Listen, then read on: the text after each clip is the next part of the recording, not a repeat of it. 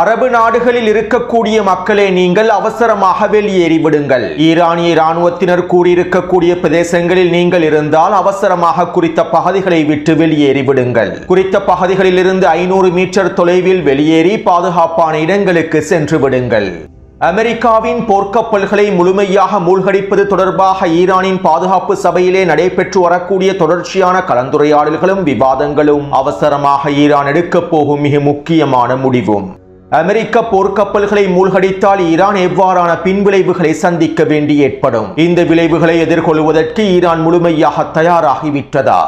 Kuwait, Bahrain மற்றும் ஜோர்டானை இலக்கு வைத்து ஈரான் தொடர்ச்சியாக மேற்கொண்டு வரக்கூடிய அதிரடியான இடிமின்னல் தாக்குதல்களும் ஏற்படுத்தப்பட்டிருக்கக்கூடிய இழப்புகளும் ஈரானுக்கு எதிரான உச்ச தாக்குதல்களும், டொனால்ட் ட்ரம்பின் தொடர்ச்சியான மிரட்டல்களும், ஈரானிய தலைமைகளின் பதிலடிகளும், ஈராக்கிய பிரதமர் மூலமாக டொனால்ட் ட்ரம்ப் முன்வைத்திருக்கக்கூடிய புதிய முன்மொழிவுகளும் இதற்கான பதில்களும், ஈராக் சிரியா எல்லை பிரதேசத்திலே அமெரிக்க இராணுவத்தினர் மேற்கொண்டிருக்கக்கூடிய ரகசியமான நடவடிக்கைகளும், சுட்டு வீழ்த்தப்பட்டிருக்கக்கூடிய இஸ்ரேலிய ஆக்கிரமிப்பு ட்ரோன்களும், பாகிஸ்தானுக்கு எதிராக ஈரானிய தலைமைகள் விடுத்திருக்கக்கூடிய இறுதி எச்சரிக்கைகளும், வெஸ்ட் பேங்க் பிரதேசத்திலே ஆரம்பிக்கப்பட்டிருக்கக்கூடிய தரைவழி தாக்குதல்களும், பலஸ்தீனிய போராளியின் வீரியமான தாக்குதல்களும்.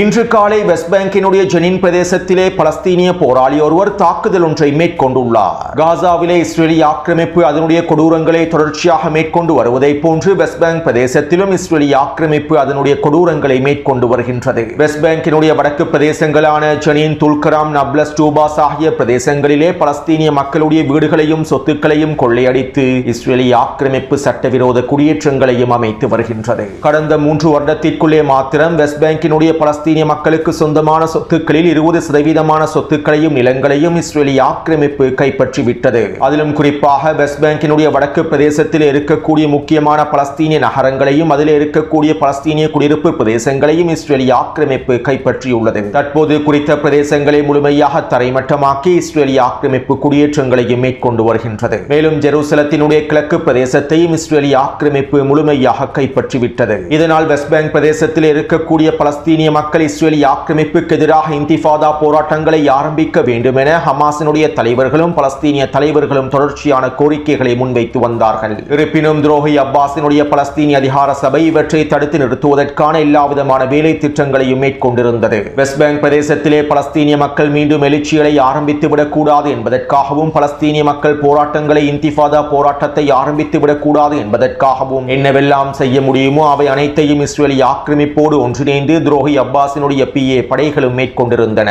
அத்தோடு கடந்த 3 மாதங்களுக்கு முன்பு இஸ்ரேலிய ஆக்கிரமிப்பின் பாராளுமன்றத்திலே வெஸ்ட் பேங்க் பிரதேசத்திலே தரைவழி தாக்குதல்களை வீரியமாக ஆரம்பிப்பதற்கான முன்மொழிவுகளும் முன்வைக்கப்பட்டிருந்தன. காசாவுக்கு அடுத்தபடியாக வெஸ்ட் பேங்கில் இருக்கக்கூடிய பல பிரதேசங்களையும் கைப்பற்ற வேண்டும் என முன்மொழிவுகள் முன்வைக்கப்பட்டிருந்தன. இதற்கமைவாகத்தான் பல பலஸ்தீனிய குடியேற்ற பகுதிகள் கைப்பற்றப்பட்டு இஸ்ரேலிய ஆக்கிரமிப்பு நிலத்தினர்களும் குடியமர்த்தப்பட்டுள்ளார்கள். மேலும் இந்த வருட இறுதியில் தேர்தல்களை நடத்துவதற்கும் துரோகி அப்பாஸ் அறிவிப்புகளை வெளியிட்டிருந்தார். அடுத்த வருட ஆரம்பத்தில் ஜனாதிபதி தேர்தலையும் மேற்கொள்ளப் போவதாகவும் அறிவித்திருந்தார். மேலும் இந்த அறிவிப்புகளை துரோகி அப்பாஸ் வெளியிட்டதற்கு பின்பு வெஸ்ட் பேங்க் பிரதேசத்திலே ஹமாஸையும் ஏனைய பலஸ்தீனிய போராளிகளையும் முழுமையாக முடிவுக்கு கொண்டு வருவதற்கான முழுமையான ஆதரவையும் இஸ்ரேலிய ஆக்கிரமிப்புக்கு வழங்கியுள்ளார். வருகின்ற தேர்தலுக்கு முன்பு வெஸ்ட் பேங்க் பிரதேசத்திலே பலஸ்தீனிய போராளிகளும் ஹமாஸினுடைய தலைவர்களும் முழுமையாக அழிக்கப்பட்டு விட வேண்டும் என்பதற்காகவே துரோகி அப்பாஸும் அவருடைய ஃபதா அமைப்பும் இஸ்ரேலிய ஆக்கிரமிப்போடு மறைமுகமான வேலை திட்டங்களை முன்னெடுத்திருந்தன. மேலும் இதற்கமைவாக கடந்த 2 வாரங்களாக வெஸ்ட் பேங்க் பிரதேசத்திலே பலஸ்தீனிய போராளிகளையும் அவருடைய குடும்ப உறுப்பினர்களையும் கைது செய்வதற்கான வேலை திட்டங்களும் ஆரம்பிக்கப்பட்டிருந்தன. இப்படியான நிலைமையிலேயே இன்று காலை பலஸ்தீனிய போராளி ஒருவர் இஸ்ரேலிய ஆக்கிரமிப்பு சிப்பாய் ஒருவருக்கு எதிராக தாக்குதல் ஒன்றை மேற்கொண்டுள்ளார். குறித்த இஸ்ரேலிய ஆக்கிரமிப்பு சிப்பாயை தன்னுடைய கைகளினால் தாக்கி அவரிடம் இருக்கக்கூடிய துப்பாக்கியை பெற்றுக்கொண்டு அவரை இலக்கு வைத்து துப்பாக்கி சுட்டு தாக்குதல்களை மேற்கொண்டுள்ளார். இந்த தாக்குதலிலே குறித்த சிப்பாய் கொல்லப்பட்டுள்ளார். இதைத் தொடர்ந்து குறித்த பலஸ்தீனிய போராளியை இஸ்ரேலிய ஆக்கிரமிப்பு ராணுவம் சுற்றி வளைத்து தாக்குதல்களை மேற்கொண்டிருந்தது. இந்த தாக்குதலிலே அவரும் கொல்லப்பட்டுள்ளார். அத்தோடு வெஸ்ட் பேங்கின் ஜெனின் பிரதேசத்திலே இந்த சம்பவம் நடைபெற்றதற்கு பின்பு அதிகளவான ராணுவமும் குவிக்கப்பட்டது. குறித்த பலஸ்தீனிய போராளி பலஸ்தீனிய போலீஸ் பிரிவினுடைய சார்ஜென்டாகவே செயற்பட்டுள்ளார். பலஸ்தீனிய காவல்துறையில் இருந்து கொண்டு ஹமாஸுக்கும் பலஸ்தீனிய போராளிகளுக்கும் உளவு தகவல்களை வழங்கக்கூடிய நபராகவே இவர் இருந்துள்ளார். இப்படியான நிலைமையிலேயே இவர் இந்த தாக்குதலையும் மேற்கொண்டுள்ளார். அத்தோடு இந்த தாக்குதல்களுக்கு பின்பு இஸ்ரேலிய ஆக்கிரமிப்பு ராணுவம் வெஸ்ட் பேங்க் பிரதேசத்திலே தரைவழி தாக்குதல்களை ஆரம்பிப்பதாக அறிவித்துள்ளது. இதற்கமைவாக காசாவில் இருக்கக்கூடிய பல படைக்குழுக்களையும் தற்போது வெஸ்ட் பேங்க் பிரதேசத்திலே களமிறக்கியுள்ளது. வெஸ்ட் பேங்க் பிரதேசத்திலே ஹமாஸை முடிவுக்கு கொண்டு வருவதற்காகவும் பலஸ்தீனிய போராளிகளை முழுமையாக முடிவுக்கு கொண்டு வருவதற்காகவுமே வெஸ்ட் பேங்க் பிரதேசத்தில் இந்த தரைவழி தாக்குதல்களை ஆரம்பிப்பதாக இஸ்ரேலிய ஆக்கிரமிப்பு ராணுவம் அறிவித்துள்ளது. இதற்கமைவாக தற்போது வெஸ்ட் பேங்கினுடைய வடக்கு பிரதேசங்களை இஸ்ரேலிய ஆக்கிரமிப்பு முழுமையாக முற்றுகையிட்டுள்ளது. குறித்த பிரதேசங்களை முற்றுகையிட்டு குறித்த பிரதேசங்களில் இருக்கக்கூடிய பலஸ்தீனிய போராளிகளுக்கு எதிராக தாக்குதல்களை மேற்கொண்டு பலஸ்தீனிய மக்களை மேலும் வெளியேற்றி இந்த பகுதிகளை கைப்பற்றிக் கொள்வதற்கு இஸ்ரேலிய ஆக்கிரமிப்பு திட்டமிட்டுள்ளது. இதனால் தற்போது வெஸ்ட் பேங்க் பிரதேசத்திலே உச்ச பதற்ற நிலைமையானது ஏற்பட்டுள்ளது. மேலும் இஸ்ரேலிய ஆக்கிரமிப்பின் இந்த தரைவழி தாக்குதல்களை வெஸ்ட் பேங்க் பிரதேசத்தில் இருக்கக்கூடிய பலஸ்தீனிய மக்கள் எதிர்க்கப் போவதாகவும் பலஸ்தீனிய போராளிகளும் களமிறங்கி தாக்குதல்களை மேற்கொள்ளப் போவதாகவும் தகவல்கள் வெளியாகியுள்ளன.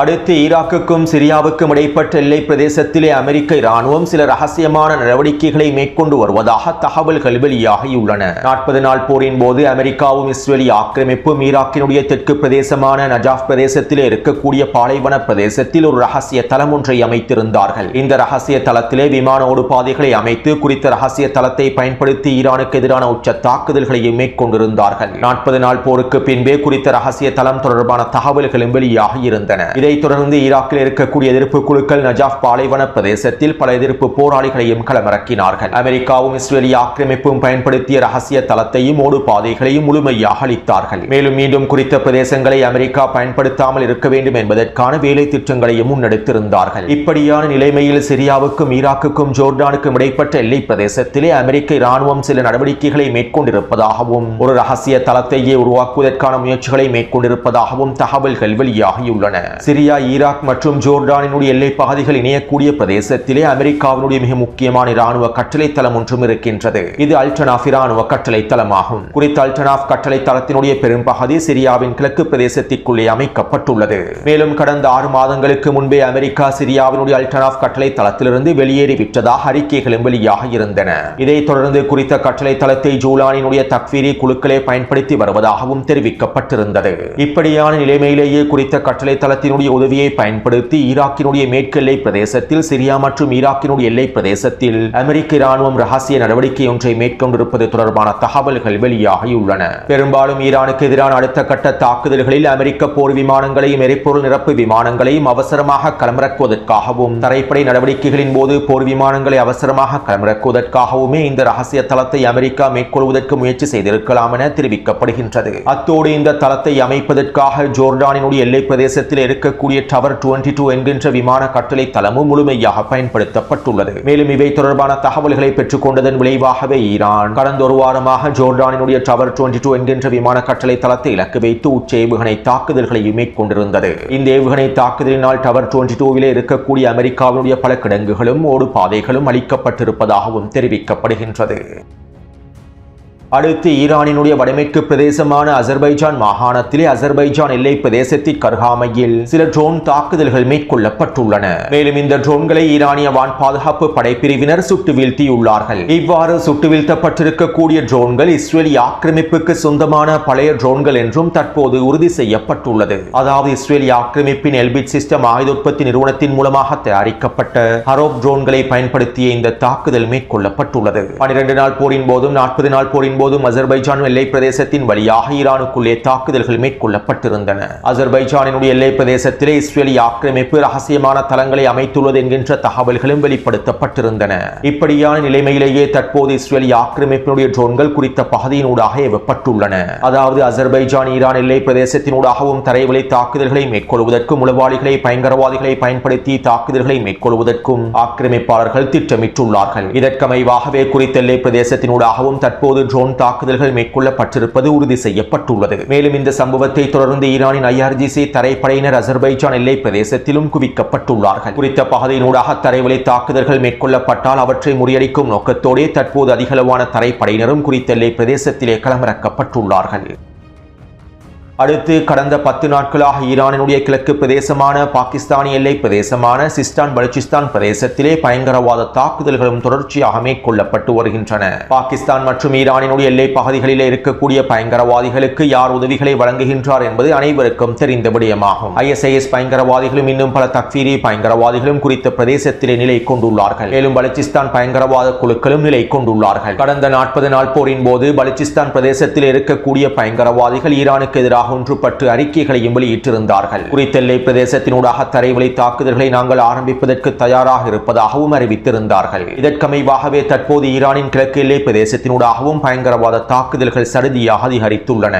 நேற்றைக்கு முன்தினம் குறித்த பிரதேசத்தினூடாக ஊடுருவிய பயங்கரவாதிகள் இலக்கு வைத்து IRGC இராணுவத்தினர் தாக்குதல்களையும் மேற்கொண்டிருந்தார்கள். இதன்போது பல பயங்கரவாதிகள் அளிக்கப்பட்டு ஆயுதங்களும் கைப்பற்றப்பட்டுள்ளன. மேலும் குறித்த பிரதேசத்திலே பாதுகாப்பையும் ஈரான் பலப்படுத்தியுள்ளது. இப்படியான நிலைமையில் ஈரானிய பாராளுமன்றத்தின் ஊடக பேச்சாளர் பாகிஸ்தானி அரசாங்கத்திற்கு எதிரான எச்சரிக்கைகளையும் வெளியிட்டுள்ளார். நாங்கள் ஈரான் பாகிஸ்தான் எல்லை பிரதேசத்தினை முழுமையாக கண்காணித்து வருகின்றோம். பாகிஸ்தானி எல்லை பிரதேசத்திலிருந்து பாகிஸ்தானிய மண்ணிலிருந்து ஈரானுக்கு எதிராக தீவிரவாத தாக்குதல்கள் மேற்கொள்ளப்பட்டால் அவற்றை நாங்கள் ஒரு பொழுதும் பொறுத்துக் கொள்ளப் போவதில்லை. நாங்கள் முழு பலத்துடன் பதிலடி தாக்குதல்களை மேற்கொள்வோம். அமெரிக்க ஆதரவு பெற்ற பல ஆயுத குழுக்கள் பாகிஸ்தான் எல்லை பிரதேசத்திலே நிலை கொண்டிருப்பதாகவும் ஈரானுக்கு எதிராக செயற்படுவதற்கு தரைவழி தாக்குதல்களை ஆரம்பிப்பதற்கு தயாராக இருப்பதாகவும் பல உளவு தகவல்கள் கிடைக்கப் பெற்றுள்ளன. இதனால் அவசரமாக பாகிஸ்தானி அரசாங்கம் பலுச்சிஸ்தான் எல்லை பிரதேசத்தினுடைய பாதுகாப்பை அதிகப்படுத்த வேண்டும். குறித்த பகுதியில் இருக்கக்கூடிய பயங்கரவாதிகளை முழுமையாக புறப்படுத்திவிட வேண்டும் அல்லது அழித்துவிட வேண்டும். இல்லாவிட்டால் நாங்கள் எங்களுடைய உச்ச தாக்குதல்களை மேற்கொள்வோம். எங்களுடைய தாக்குதல்கள் எந்த விதமான வரம்பும் இல்லாமல் மேற்கொள்ளப்படும் என ஈரானிய பாராளுமன்றத்தினுடைய ஊடக பேச்சாளர் தெரிவித்துள்ளார். அதாவது அமெரிக்கா ஈரானினுடைய கடற்கரை பிரதேசங்களை கைப்பற்றுவதற்கான தரைவழி தாக்குதல்களை ஆரம்பிக்கும் போது ஈராக்கினுடைய மேற்கு பிரதேசமான குர்திஸ்தான் எல்லை பிரதேசத்தினூடாக குர்திஸ் பயங்கரவாதிகளும் பிரிவினைவாதிகளும் தாக்குதல்களை தரைவழி தாக்குதல்களை ஆரம்பிப்பார்கள். அசர்பைஜான் எல்லை பிரதேசத்தினூடாகவும் தரைவழி தாக்குதல்கள் ஆரம்பிக்கப்படும். ஈரானின் கிழக்கு எல்லை பிரதேசத்தினூடாகவும் தரைவழி தாக்குதல்கள் ஆரம்பிக்கப்படும். இவ்வாறானதொரு தரைவழி தாக்குதல்களையே ஈரானுக்கு எதிராக மேற்கொள்வதற்கும் அமெரிக்கா திட்டமிட்டிருக்கலாம். இதற்கான எல்லா விதமான அறிகுறிகளும் தென்படுகின்றன. மேலும் இந்த தரைவழி தாக்குதல்களை முழுமையாக முறியடிப்பதற்கு ஈரானிய IRGC இராணுவமும் ஈரானிய இராணுவத்தினரும் முழுமையாக தயாராகவே இருக்கின்றார்கள். அடுத்து நேற்றைய தினம் ஈராக்கினுடைய பிரதமர் ஈரானுக்கு விஜயம் செய்திருந்தார். ஈரானிய ஜனாதிபதி மசூத் பெதஷ்கியானை சந்தித்து விசேட கலந்துரையாடல்களையும் மேற்கொண்டிருந்தார். மேலும் இந்த விஜயத்தின் போது ஈராக்கிய பிரதமர் ஈரானிய ஜனாதிபதியிடம் ஒரு முன்மொழிவு ஒன்றை முன்வைத்திருந்தார். டொனால்ட் ட்ரம்பே ஈராக்கிய பிரதமரை பயன்படுத்தி குறித்த முன்மொழிவை ஈரானுக்கு அனுப்பி வைத்துள்ளார். ஒரு தற்காலிக யுத்த நிறுத்தத்தை ஏற்படுத்துவது தொடர்பாகவே குறித்த முன்மொழிவில் தெரிவிக்கப்பட்டிருப்பதாகவும் குறிப்பிடப்படுகின்றது. இருப்பினும் ஈரானிய தலைமைகள் குறித்த முன்மொழிவை முழுமையாக நிராகரித்துள்ளார்கள்.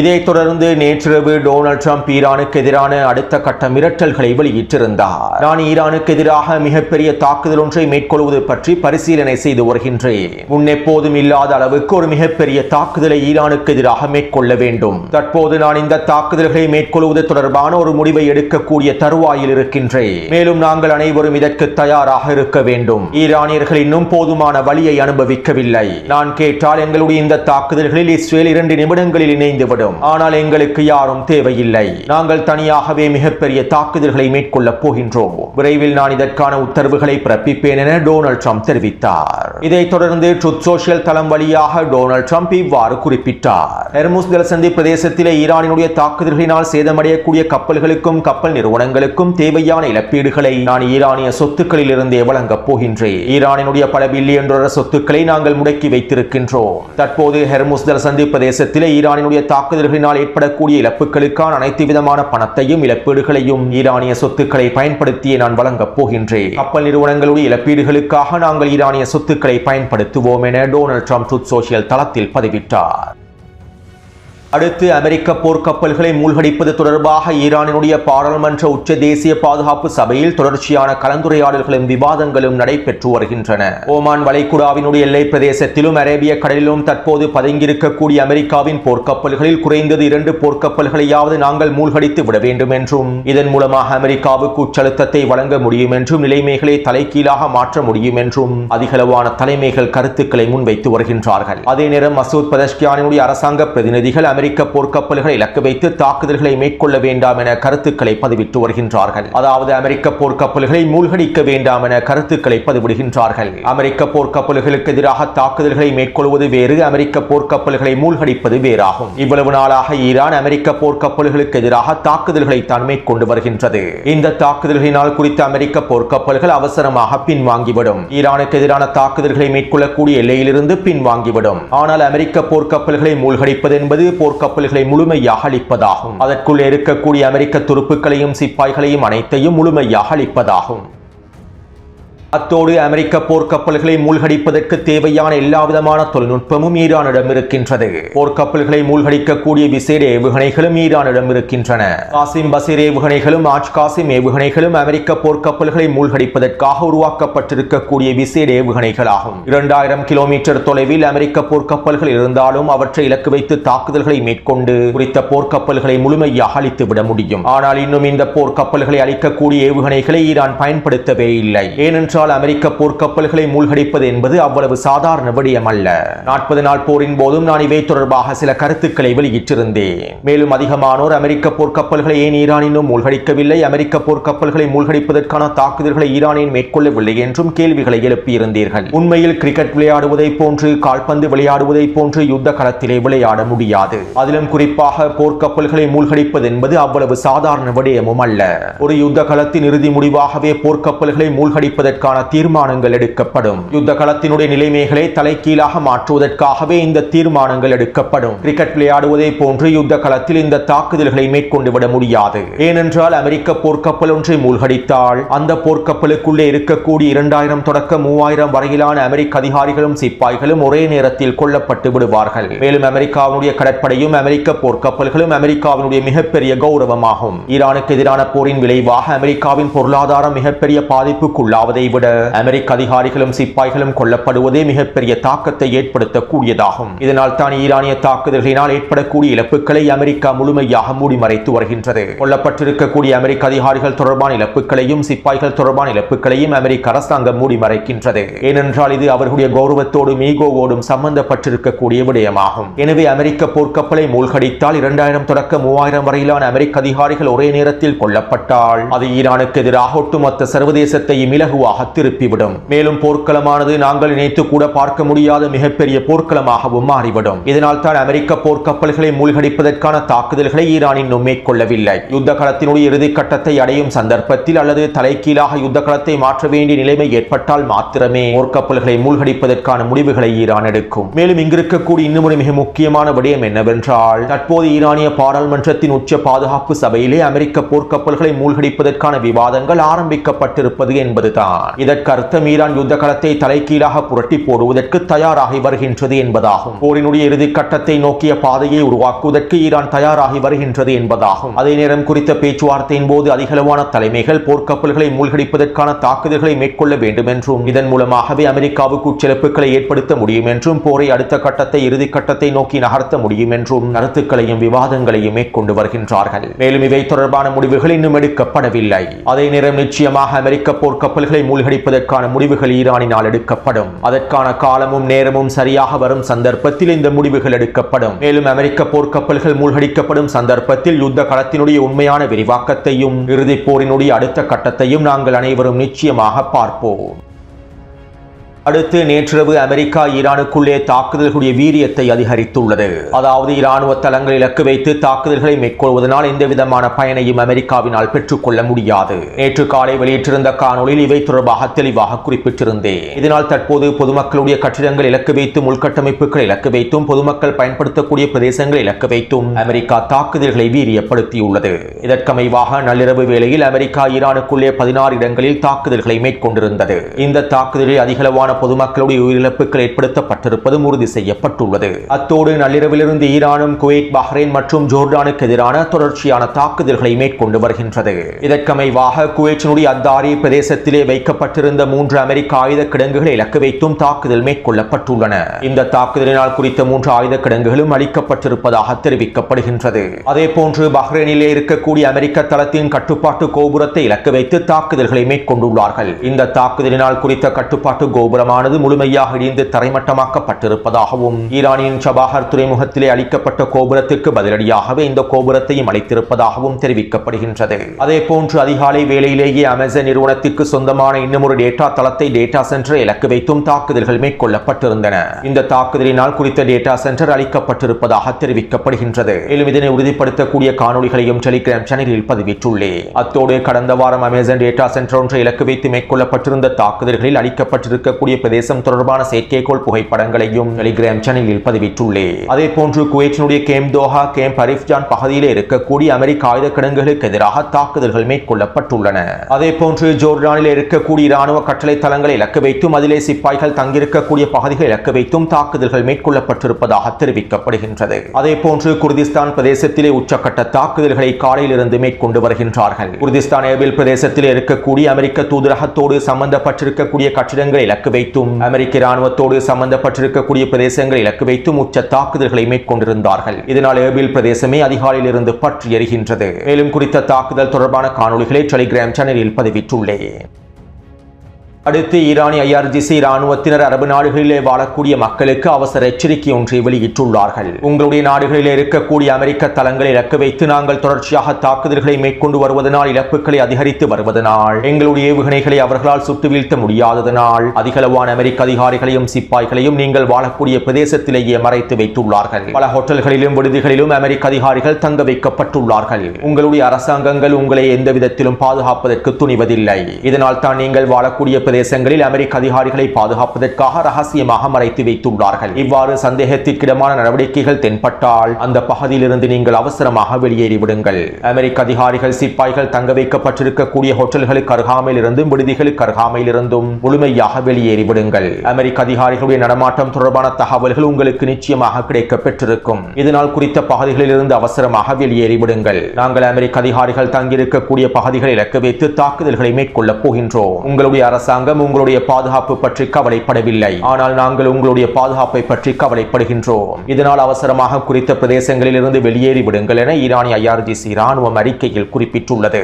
எனவே இந்த காணொளி தொடர்பான கருத்துக்களை பதிவிடுங்கள். தொடர்ந்தும் என்னுடன் இணைந்திருங்கள். நன்றி, வணக்கம்.